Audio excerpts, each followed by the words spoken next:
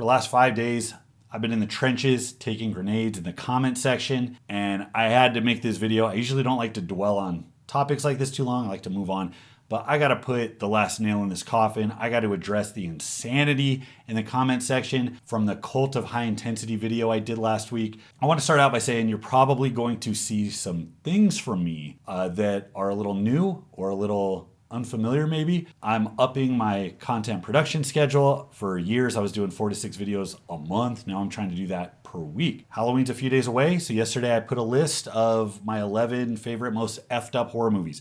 You might see a few things like that. You're also going to see some things that maybe a little bit more on the empty calorie side. Things that are going to be a little more TLC than Discovery Channel. This is one of those videos. I like to think that even when it's entertainment based and I go on rants or whatever, that there is still some value, some perspective in there. It's not completely a waste, but I fully recognize this is not the same level of quality as like the program reviews or the whiteboard videos or the exercise tutorials. Now, because my content schedule is ramping up, you're still going to see more of those videos more often. I'm gonna try and keep a good ratio. We're not gonna binge on sweets too much, but I just gotta get this out of my system.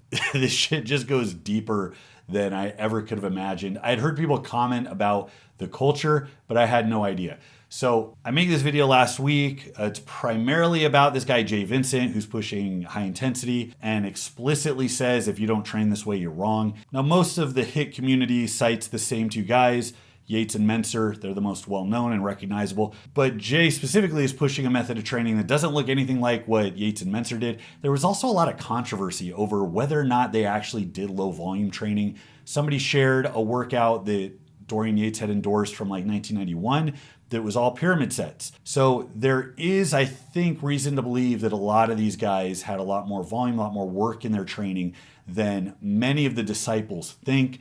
I know Menser started out with volume. Andy Baker has a really good bit about how the reason HIIT works so well is because it came on the back end of volume. Like, oh, you don't say. You adapted to one type of training, and when that stopped being effective, switching the stimulus caused you to grow? No shit, tell me more. That's like the backbone of programming. But anyways, I'm taking Jay to task because he's so hardline that this is the way to train, and he even bleeds over into what strength athletes should do. He had the Elliot Hulse video where he's telling him to work you're already skilled. You don't need more skill. So just do the skill right before the contest. But off season, this is the best way to make the muscles bigger and stronger, which is a load of nonsense and horrible information for anybody who wants to be good at strength sports. But I'm going to get to that later. Apparently, after I made the video, Jay went live. And I remember seeing it. The title of the video was something like, "Somebody please show me a study that shows HIIT doesn't work."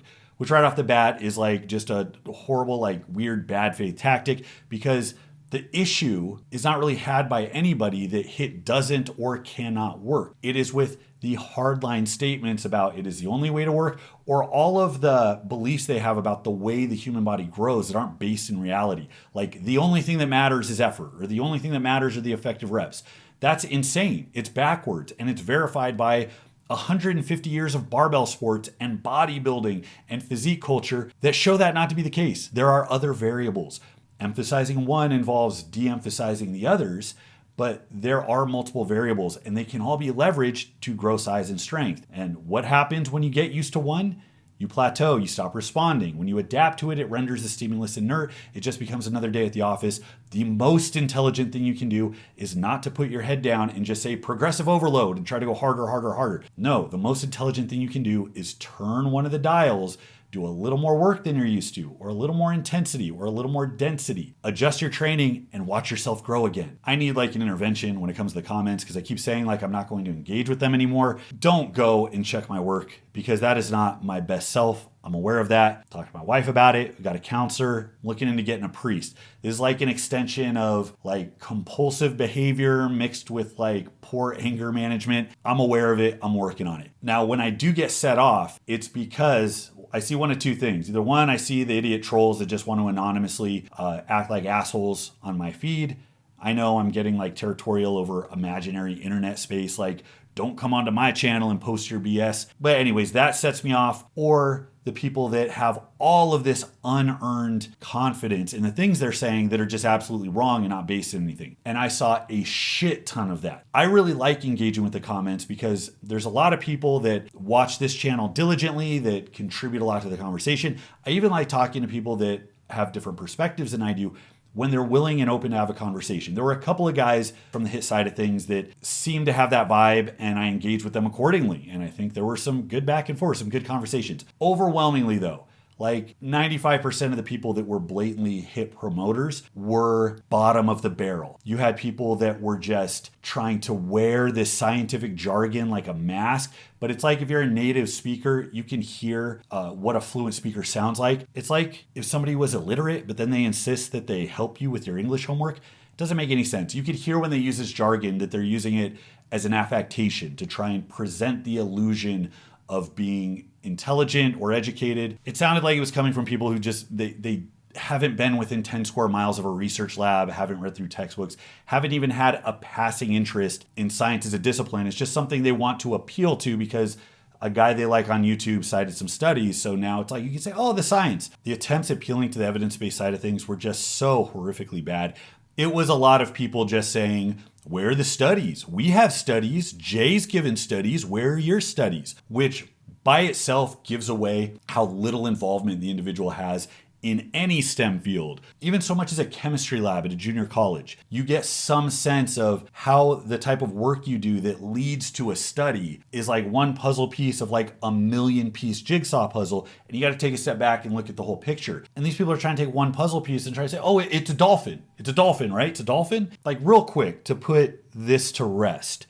The reason you are not being scientific or appealing to the science when you are utilizing individual studies, specifically in exercise science, to inform your training decisions is because there are severe limitations to the studies. These are all talked about. I had a talk with Greg Nuckols last week. He went into depth about the lack of funding. So oftentimes they have kind of poorer methods of measurement than you would like. He also said, and this stands to reason, this fits my experience, the field of exercise science, apparently something like 85% of the studies put out had statistical errors in them. He put it more diplomatically than I would. He basically said that people that are really good at math and science tend to end up in math and science fields. Now that's just one small part, because the big thing is, what are your limitations with this study? Like, even if you have all the money, even if you have the best minds, what can the studies do? Any field where you have a ton of variables to consider, those variables are intrinsically tangled together, meaning changing one changes all of the others. And those variables exist within individuals who between themselves are all highly variable. Makes it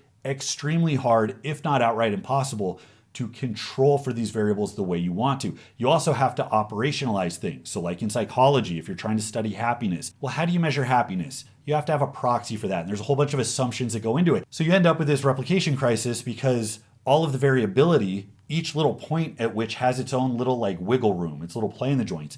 And over all of these variables together, over all of the limitations of the study, that ends up for pretty big margins for error. The same thing is going on in nutrition. The bullshit that gets put out in nutrition studies, it's legendary. We're not getting the whole picture yet because our ability to study is limited. You can have as much money as you want. You can have the best minds. You're still going to have a cap on what you can find in laboratory studies. You're limited on the types of questions you can ask. So in the field of exercise science, they compare volume and intensity. The first thing I think of is, how did they apply the volume? What methods did they use? What was the density like? What was the exercise selection? What was the frequency? Was it appropriate for the group that they had? What was their method of progression? Was it a linear progression? Was it more of a static progression where they just had them do kind of the same thing? There's so many questions you can ask, and each one has huge implications for how they would respond to it. And all of these limitations are exactly why we don't look at individual studies to inform decisions. Even if we did do that, you would want to look at what the lion's share of the studies say. Like I said, one puzzle piece out of a million-piece jigsaw puzzle. If you take a step back, you see this picture, this cohesive way of looking at training that the entirety of exercise science and all of the things that branch off of it abide by. And everything from the field of strength and conditioning, which deals with pro athletes and billion-dollar sports franchises, from Olympic lifters and Olympic sports programs, to professional bodybuilders. You're looking at guys living out of their car, spending all their money on cans of tuna because they're that desperate, they're that hungry to be as good as possible. And you get things from the people in the comments saying like, well, they don't do HIIT because it's too hard. So because we can't look at any one high performer and really know beyond a shadow of a doubt that it's not just their genes that made them that good, we can look at the entire culture of high performers and get a consensus of what works and what doesn't.